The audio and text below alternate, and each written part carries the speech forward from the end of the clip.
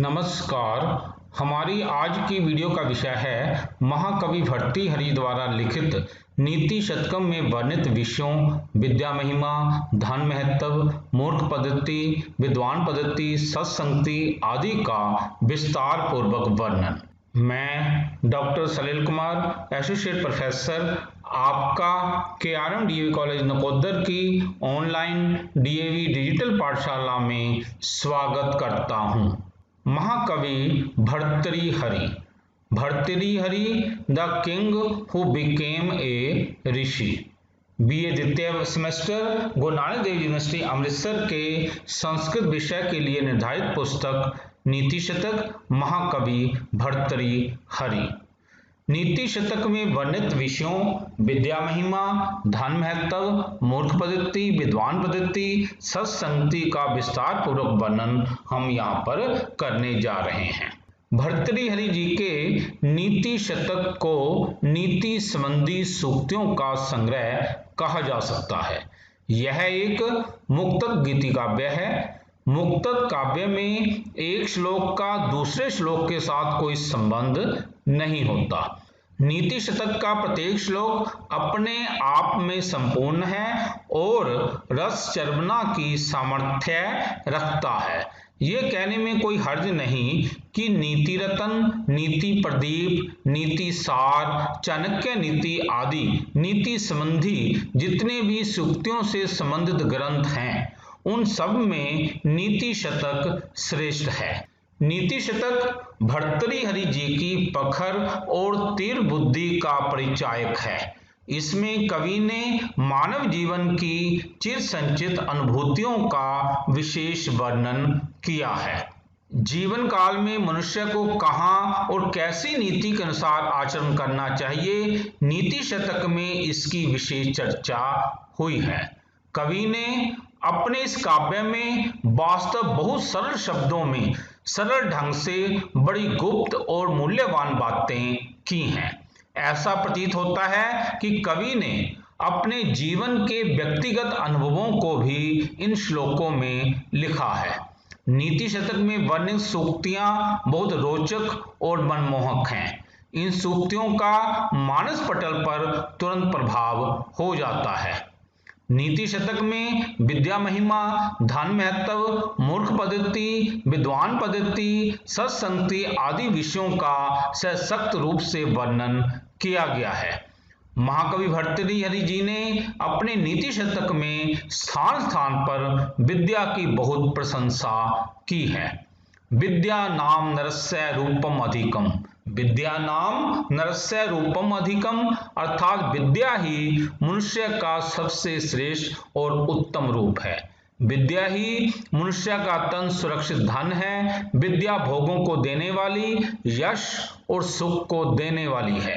विद्या गुरुओं की भी गुरु है। विदेश यात्रा में विद्या बंधुजनों के समान अर्थात सहायक होती है। विद्या ही सबसे बड़ा देवता है। राजाओं में विद्या पूजी जाती है, धन नहीं। जो विद्या से रहित है वह पशु है। विद्या रूपी धन की प्रशंसा करते हुए भर्तृहरि जी कहते हैं, हर्तु याति न गोचरम किमपि। हर्तु याति न गोचरम किम अपि अर्थात ये विद्या चोरी का विषय नहीं है। अर्थात चोरी करने वाला चोर इसे अपनी इंद्रियों से ग्रहण नहीं कर सकता। अर्थात चोर इसे चुरा नहीं सकता। यह किसी न किसी प्रकार से कल्याण में वृद्धि करता रहता है। याचकों को दिन रात दिए जाने पर भी इसमें वृद्धि होती रहती है। कल्प के अंत में भी इसका अंत नहीं होता। हे राजाओं, जिनके पास ये विद्या रूपी धन है उनके प्रति अभिमान करना छोड़ दो, क्योंकि उन विद्वानों के साथ कोई मुकाबला नहीं कर सकता।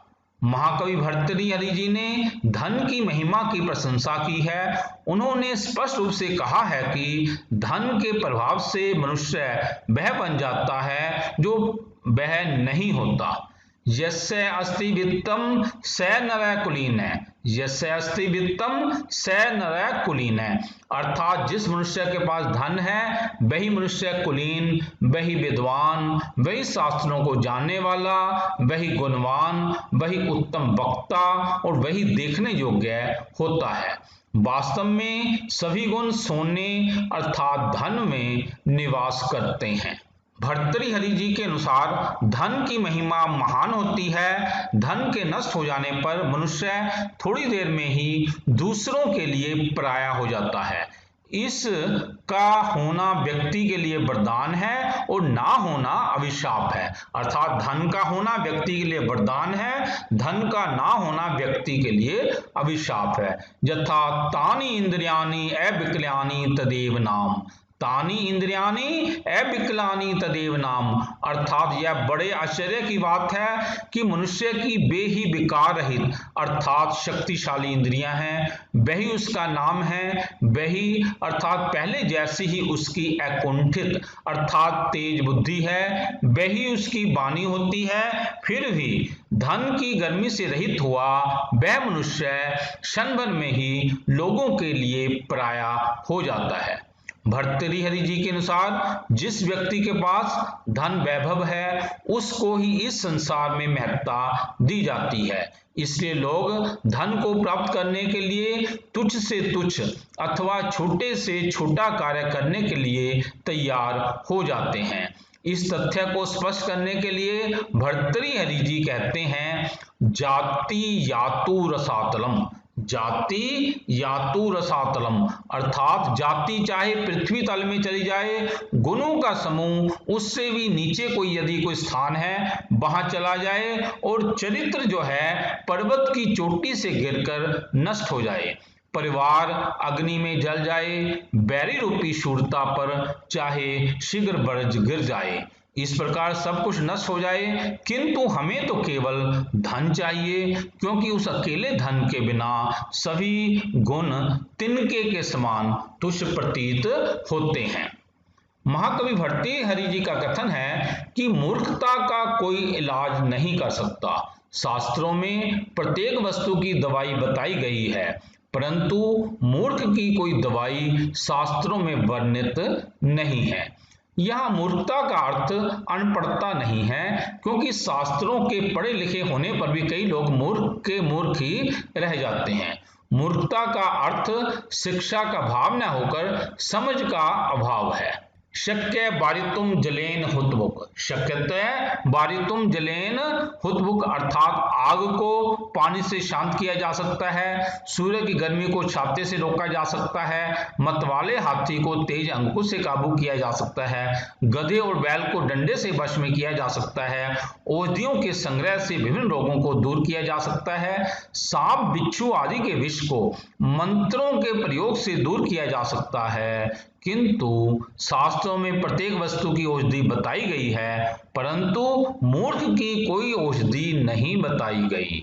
भर्तृहरि जी ने मूर्खों की संगत की निंदा करते हुए कहा है, बरम पर्वत दुर्गमेशु भ्रांतम वंचरेश, बरम पर्वत दुर्गमेशु भ्रांतम वंचरेश, अर्थात दुर्गम पर्वतों पर जंगली जानवरों के साथ घूमना फिरना अच्छा है, किंतु इंद्र के महलों में मूर्ख लोगों के साथ रहना अच्छा नहीं है।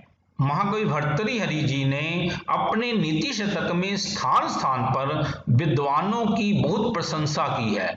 विद्वानों की संगत की प्रशंसा करते हुए कहते हैं, यदा किंचित अज्ञो अहम दृप्यव, यदा किंचित अज्ञो अहम दृप्यव, अर्थात जब मैं थोड़ा जानता था तो मतवाले हाथी के समान घमंड में अंधा बना रहता था, तब मैं सर्वज्ञ हूं यह सोचकर मेरा मन अभिमान से युक्त रहता था, किंतु जब मैंने विद्वानों की संगति से थोड़ा थोड़ा जाना तब मुझे पता चला कि मैं तो मूर्ख हूं और मेरा घमंड बुखार की तरह उतर गया।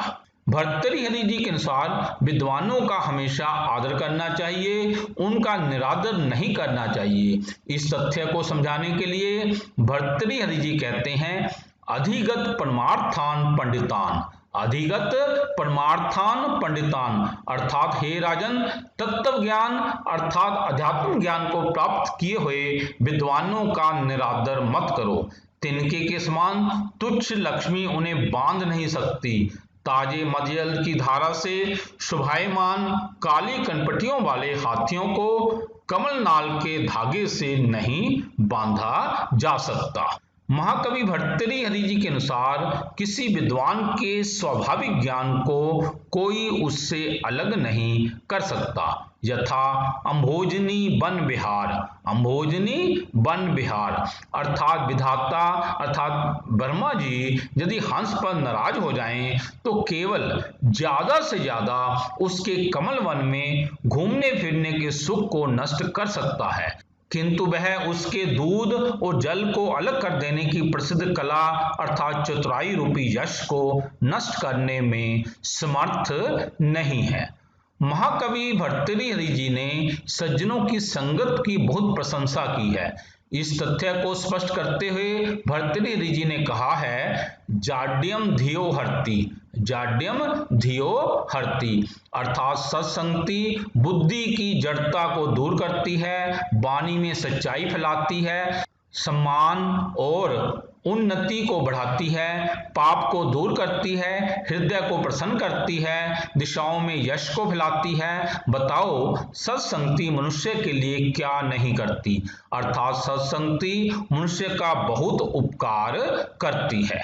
इस तरह के बहुत सारे श्लोक नीति शतक में मिलते हैं जो सूक्तियों के रूप में प्रयोग किए जाते हैं। वास्तव में भर्तृहरि जी के नीति शतक में सुंदर सूक्तियों की सरसता, मनोहारिता, जीवन के अनुभवों से संचित उदाहरणों की अनुरूपता और मधुर भावों की विलक्षण मनोहारिता ने इस नीति शतक काव्य को बहुत चारुता, सुंदरता और रमणीयता प्रदान की है। सारी रचना प्रसाद और माधुर्य गुण से युक्त है। इस प्रकार नीति शतक के रचयिता महाकवि भर्तृहरि जी का स्थान मुक्तक गीति काव्य के लेखकों में सबसे ऊंचा है और मुक्तक गीति काव्यों में नीति शतक का स्थान सर्वोच्च होते हुए बहुत ही महत्वपूर्ण है। इति शुभम। प्रिय साथियों, यदि आपको ये वीडियो पसंद आया हो तो कृपया लाइक, कमेंट और शेयर अवश्य करें। यदि आपका कोई सुझाव हो तो कृपया हमारे व्हाट्सएप नंबर 9417347739 पर सुझाव लिखिए। कृपया हमारे चैनल सलिल कुमार राजपूत को सब्सक्राइब भी करें।